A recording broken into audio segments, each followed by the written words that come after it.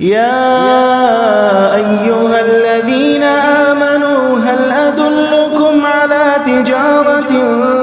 تنجيكم من عذاب أليم تؤمنون بالله ورسوله وتجاهدون في سبيل الله بأموالكم وأنفسكم ذلكم خير لكم إن كنتم تعلمون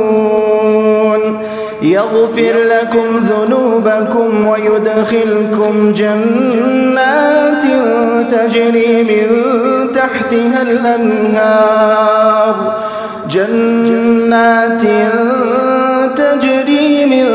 تحتها الأنهار ومساكن طيبة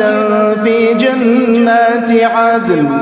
ذلك الفوز العظيم وأخرى تحبونها نصر من الله وفتح قريب وبشر المؤمنين يا أيها الذين آمنوا كونوا أنصار الله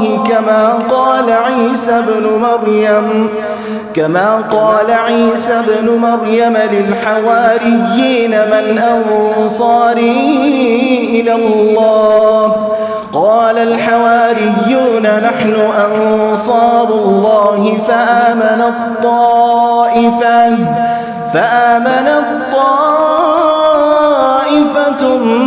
من بني إسرائيل وكفرت طائفة فأيدنا الذين آمنوا على عدوهم فأصبحوا ظاهرين.